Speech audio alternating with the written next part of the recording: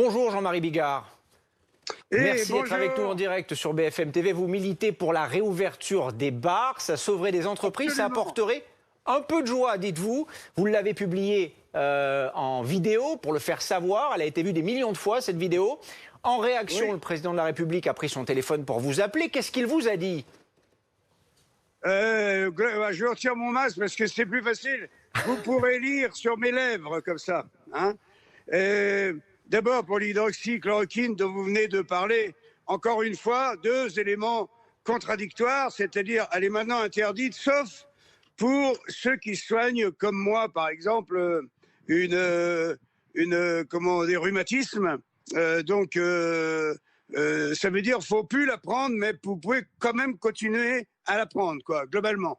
Voilà encore une information. Les Africains, ils rigolent parce que la chloroquine, pour eux, c'est comme notre efferalgan pour nous, tu vois. Ils en prennent depuis l'âge de 8 ans contre tout un tas de maladies, dont le paludisme, la malaria et compagnie. Eux, ça les fait bien rigoler quand on parle de ce médicament qui, soi-disant, est dangereux. Mais je crois que Big Pharma a réussi son coup. Je crois... Ils veulent bloquer, tuer la chloroquine parce que Big Pharma, ils n'en ont rien à branler de soigner les gens. Jean-Marie Bigard, est-ce qu'on peut revenir à la question que je vous ai posée, en l'occurrence, ce coup de fil d'Emmanuel Macron que vous avez reçu? Qu'est-ce qu'il vous a dit? La plupart du temps, toutes les phrases que j'ai dites, il les a approuvées parce que ce sont des phrases du peuple. C'est ce que le peuple ressent. Et comme il a un petit peu de mal à s'adresser directement au peuple, il s'adresse à moi. Et par moi, en fait, il s'adresse au peuple, puisqu'il sait que la première vidéo que j'ai faite au président a fait 8 millions de vues. C'est énormissime. Tu aimerais certainement aujourd'hui faire 8 millions de personnes avec ton journal, tu vois. Donc, quand un mec pèse 8 millions de personnes, et qui représente le peuple, et je dirais plutôt le peuple un peu en colère, on l'appelle. Est-ce que vous avez été surpris malgré tout de cet appel? J'ai été très surpris, mais pas plus que ça. Je vais vous dire pourquoi. C'est que je me suis aperçu que mon bras touchait au trône. Vous savez quand? C'est pas janvier là, janvier d'avant. Les gens de la maternité de Guingamp m'appellent, tout le personnel, et me disent c'est une catastrophe, on va fermer notre maternité à la fin du mois. Ils m'appellent au secours. Pourquoi? Parce que je suis une grande gueule et qu'on entend ma voix et que beaucoup de gens l'entendent. Je prends mon téléphone, c'est une bouteille à la mer, bien sûr, hein, et je m'adresse au couple présidentiel. Je suis très familier et très correct et élégant avec eux. Je dis Emmanuel, Brigitte, je fais appel à ton cœur de femme. On va fermer la maternité de Guingamp, alors que moi, j'ai payé de ma poche une maternité au Burkina Faso pour 3000 femmes qui accouchaient sur la terre battue. J'ai dit, moi, de mon vivant, je ne peux pas suivre ça. J'ai mis la main dans ma poche. J'ai fait fabriquer une maternité au Burkina Faso qui s'appelle la maternité Sacha Bigard, du nom de mon premier fils Sacha, mon petit Brésilien qui est avec sa maman au Brésil. 2 jours après, je suis dans ma voiture de tournée, on me dit « Ne quittez pas, Madame Macron va vous parler ». J'arrête la voiture sur le parking, je suis époustouflé, tu vois. Et Brigitte Macron me dit « Nous avons écouté avec Emmanuel votre message. Croyez que ce n'est pas un coup d'épée dans l'eau et nous allons faire quelque chose. » 4 jours après, l'Élysée m'appelait pour me dire qu'ils avaient repoussé la fermeture de la maternité de Guingamp à 2 ans. Ce à quoi je leur ai dit, je vous préviens, dans 2 ans, je serai toujours là. Tu vois, j'ai même plaisanté avec eux. J'ai dit, cette maternité, en plus, a son quota de naissance, donc elle a toute raison d'exister. Et je dis, si elle n'a pas son quota de naissance, j'irai le faire moi-même. Jean-Marie Bigard. Oui. Jean-Marie Bigard, pardon de vous interrompre, mais vous n'avez pas été tendre dans votre dernière vidéo avec Emmanuel Macron, avec le gouvernement. Vous parlez notamment de tocards du gouvernement. Et malgré tout, le président vous rappelle, le président vous écoute. Vous représentez qui? Le peuple. En tout cas, 8 millions de personnes. Si tu retires les bébés et les vieillards, ça fait une sacrée grosse partie du peuple. Vous pensez avoir Et une c'est pour ça influence que- sur Emmanuel Macron et c'est pour Brigitte ça que Macron? le président m'appelle, hein, qu'est-ce que tu crois? Moi, je crois rien, je vous demande.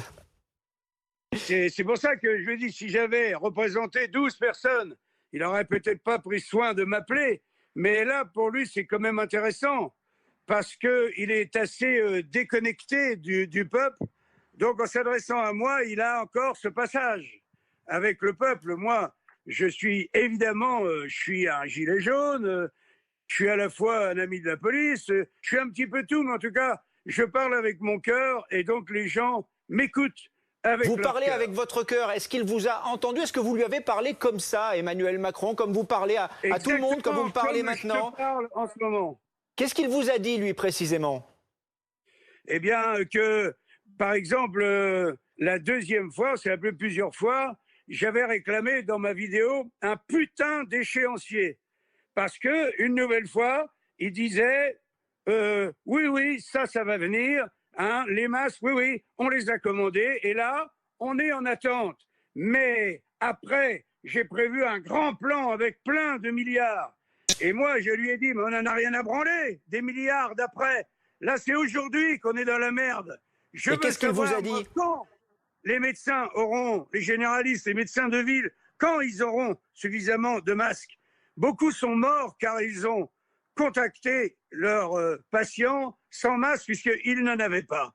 Ensuite, je lui ai dit comment on peut entendre autant de conneries de la part de gens qui sont très proches de vous. Comment est-ce que Jérôme Salomon ou d'autres peuvent nous dire non, les scientifiques ont dit non, c'est pas bon le port du masque pour tout le monde, c'est pas bon, c'est plutôt même dangereux. Mais Jean-Marie Bigard, moi j'ai l'impression d'entendre un homme politique me parler on là. les avait pas les masques.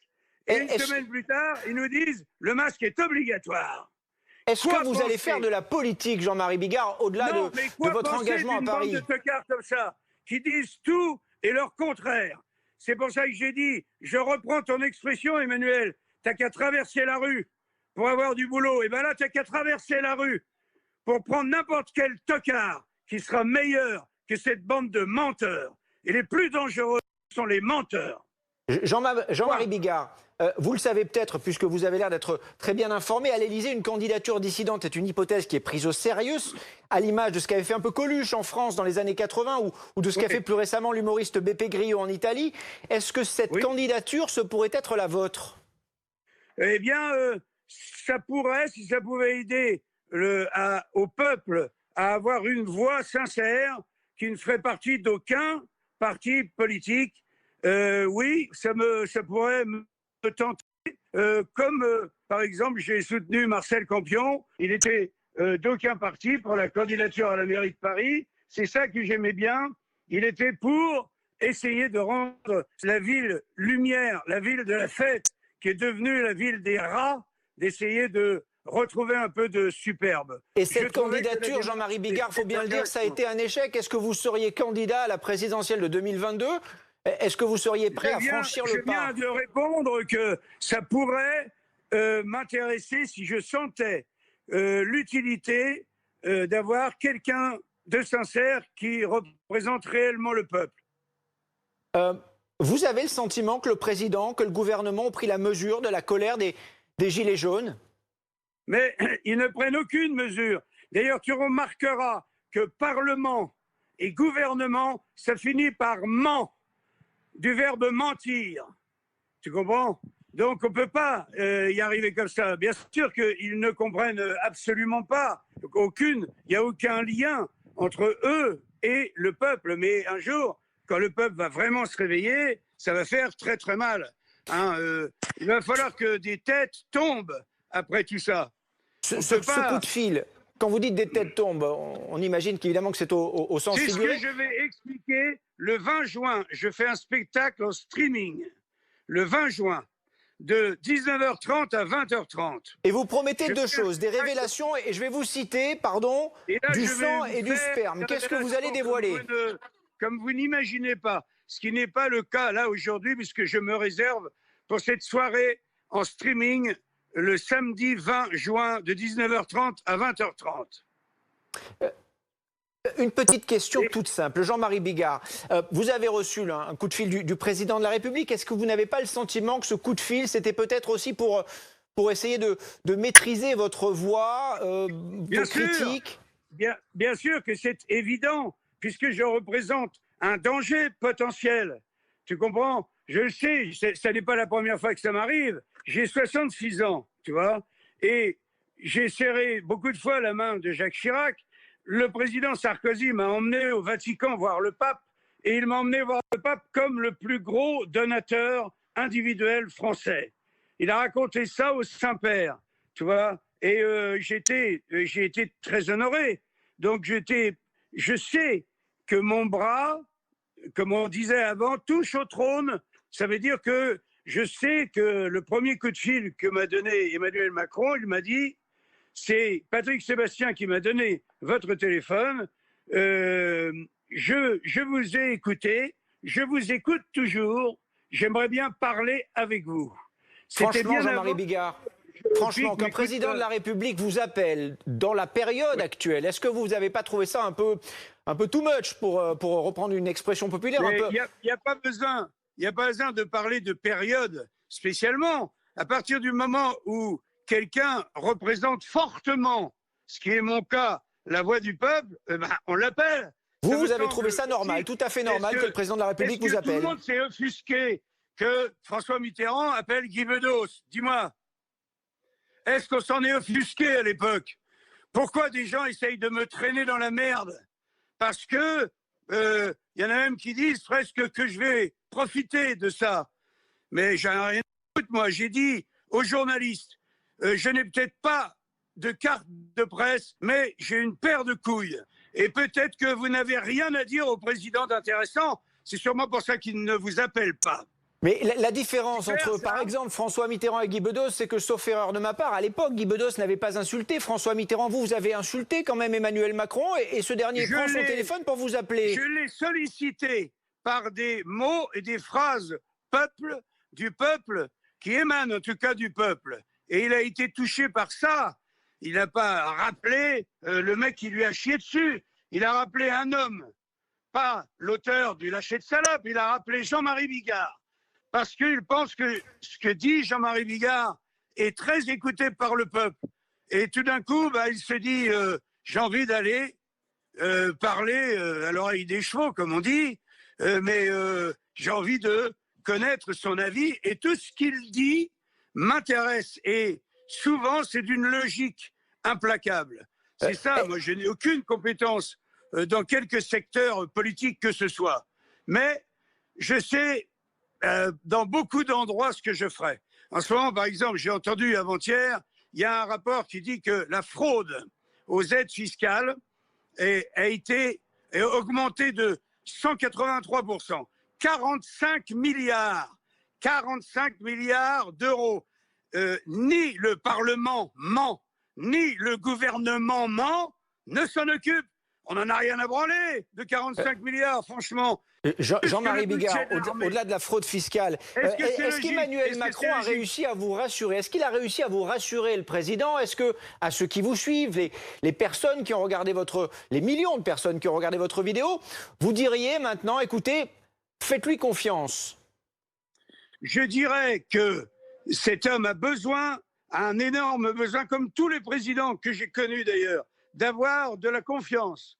Moi, je ne peux dire que c'est une mauvaise personne. Mais est-ce qu'il vous a rassuré? Il est très mal entouré, mais au fond, je suis quand même rassuré par une chose, c'est qu'un mec qui serait complètement incompétent, dont on voudrait la mort, ne s'amuserait pas à appeler un mec comme moi. Le fait qu'il m'appelle m'a rassuré. Oui. Vous avez été rassuré par le président. S'il est capable d'appeler un mec comme moi, c'est qu'il est capable de tout. C'est qu'il est capable d'arranger aussi les choses, puisque quand les oreilles elles sont plus fermées, quand elles écoutent, quand le capitaine du bateau laisse sa porte entrouverte pour entendre, même si c'est lui, in fine, qui décide, Eh bien, je trouve que c'est un Une bon dernière capitaine, petite Docteur. question, Jean-Marie Bigard, et merci de prendre le temps de nous répondre. Vous avez donc été rassuré par Emmanuel Macron. Qu'est-ce qui fera que vous vous décideriez pour ou contre une candidature en 2022? Quel pourrait être l'élément déclencheur? Eh bien, j'en sais absolument rien, je n'y suis pas. Nous n'y sommes pas encore. Je dis simplement que je suis perclus de bonheur de voir que ma voix, ma carrière, mes idées passent joyeusement à travers tout le peuple. Et c'est pour ça que je sens, quand les Gilets jaunes me sollicitent, ou quand la maternité de Guingamp me sollicite, ils se disent, c'est qui va prendre notre défense le mieux? Eh bien, très souvent, c'est mon nom qui arrive. Et évidemment que, en tant que citoyen français, qu'être humain, je me sens flatté par ça, bien sûr. Vous pourriez vous rapprocher, par exemple, parce qu'on en parle beaucoup en ce moment, de Didier Raoult pour un projet politique. Ah. Encore une fois, je répéterai, les sociétés de laboratoire, dont, par exemple, le mari d'Agnès Buzyn, sont des ennemis jurés. C'est pas ma question. Ma question, elle est très simple, Jean-Marie Bigard. Est-ce que vous pourriez vous rapprocher, s'il vous plaît, de Didier Raoult pour un projet politique? Pas pour un projet politique. Didier Raoult est un mec qui soigne les gens. Et on le fait chier. Et lui, il dit, allez parler à la télé, allez discuter le bout de gras, dites ce que vous voulez sur moi, mais moi, je fais mon travail. Il se trouve qu'il y en a une étude qui est bien faite, c'est l'endroit où il y a le moins de morts en France, c'est à Marseille, comme par hasard. C'est tout. Toutes les autres études sont destinées à détruire décidément le professeur Raoult. Et moi, je suis à fond avec lui. Et moi, si j'ai le Covid, j'utiliserai le traitement du professeur Raoult, sans hésiter, dans la seconde. Merci Jean-Marie Bigard. Merci beaucoup d'avoir pris le soin de répondre à nos questions ce matin en direct dans le live BFM. Je pense aussi que si le président commande 70 kilos de chloroquine pour l'armée française, c'est que on a quand même un petit doute que ça peut-être marcher quand même. Voilà, sinon, et la législation a changé ce matin en la matière. Merci beaucoup, merci d'avoir répondu à nos questions.